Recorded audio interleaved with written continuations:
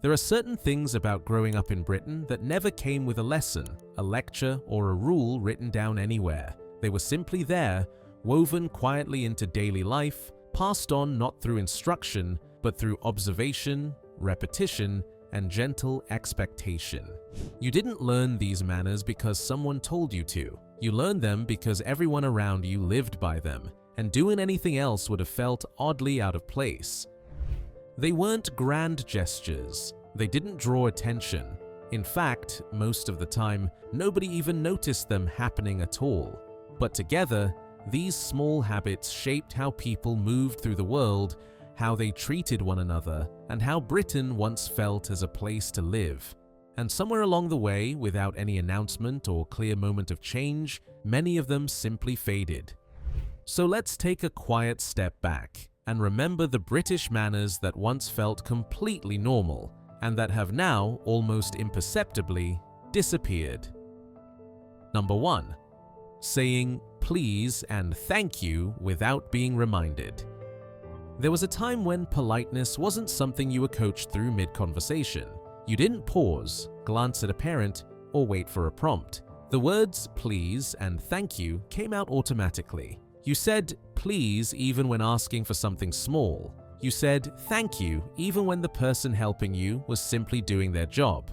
And if you forgot, the discomfort didn't come from being told off. It came from the sudden awareness that something felt wrong.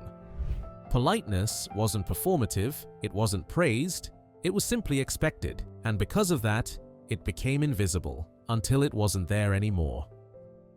Number 2. Waiting patiently without entertainment. Waiting used to be a skill learned early and quietly. You waited at bus stops, in post offices, outside changing rooms, and in long queues that barely moved, and you did it with nothing in your hands. No toys, no screens, no distractions, just standing, shifting your weight, watching the world go by.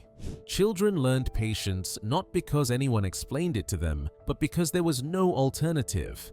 You waited because waiting was part of life, and somehow that stillness taught you how to sit with boredom without panicking. Today, waiting feels uncomfortable in a different way. Silence begs to be filled, but once it was simply endured and even accepted. Number 3. Standing up when an adult entered the room. In classrooms, living rooms, and formal gatherings, there was an unspoken rule that children understood instinctively. When an adult entered the room, you stood, not stiffly, not dramatically, just enough to show recognition and respect.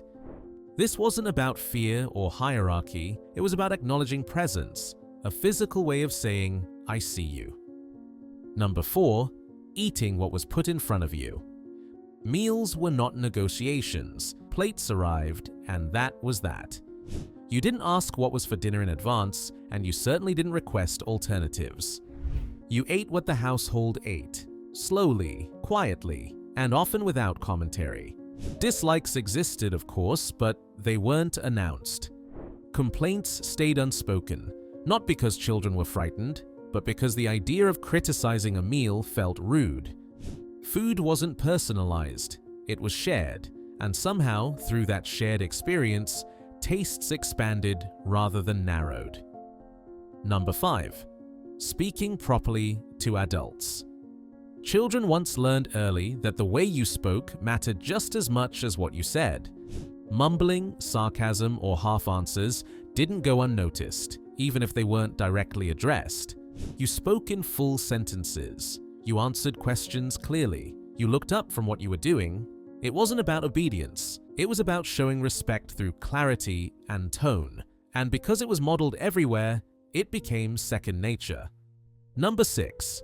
Giving up your seat without hesitation. Long before signs and announcements made it official, children and young people stood up instinctively when someone older boarded a bus or train. There was no calculation, no internal debate. You simply moved.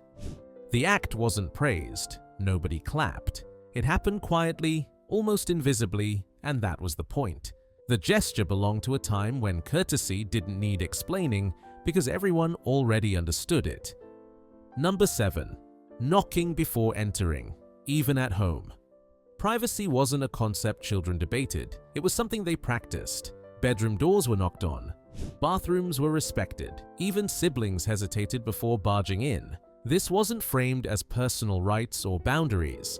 It was framed as manners, the idea that another person's space deserved acknowledgement, and because it was normalized early, it followed people into adulthood without effort. Number 8. Dressing neatly for ordinary days. There was a quiet pride in looking presentable even when there was nowhere special to go. Children wore clean clothes, shoes were polished, hair was combed before leaving the house, not for photographs, not for attention, but because appearing tidy showed respect for yourself and for the people you encountered. Looking scruffy wasn't rebellious, it was simply discouraged, gently and consistently. Number 9. Lowering your voice in public spaces. Public places once carried a shared understanding of volume. Trains, buses, waiting rooms, all existed under an invisible ceiling of sound. People spoke softly. Children were hushed gently, not harshly. Drawing attention through loudness felt deeply uncomfortable. Noise wasn't forbidden. It was simply managed through mutual awareness, and that awareness kept shared spaces calm. Number 10.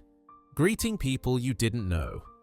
A nod, a smile, a quiet morning. You greeted neighbors even if you'd never spoken properly. You acknowledged shopkeepers, postmen, and bus drivers. These small recognitions built invisible connections between strangers, reminding everyone that they belonged to the same community, however loosely. Number 11. Helping without being asked. Doors were held, bags were carried, chairs were pulled out. Not because someone demanded it, but because you noticed. Children learned to look up, scan a situation, and act accordingly, a habit that required no instruction once it took root. Number 12. Writing thank you notes. Gratitude once required effort. After birthdays, visits, or holidays, children sat down with pen and paper to write careful notes of thanks. The handwriting mattered. The wording mattered. The act of sitting still and reflecting mattered. These notes weren't rushed. They were small rituals of appreciation that slowed life down just enough to acknowledge kindness properly. Number 13. Finishing what you started. Whether it was a meal, a chore, a conversation, or a visit, there was an expectation of completion. Walking away midway through something felt impolite. Leaving food unfinished felt wasteful. Abandoning a task without explanation felt careless. Completion wasn't framed as discipline, it was framed as courtesy. Number 14. Listening without interrupting. Children learn to wait, to let others finish speaking, to listen fully before responding. Interrupting wasn't dramatic or punished. It was simply corrected with a look, a pause, or silence.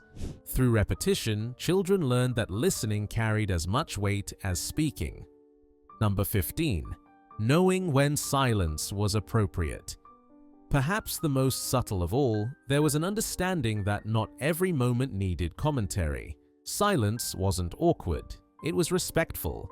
Children absorbed this instinctively, learning that restraint could be a form of politeness all its own.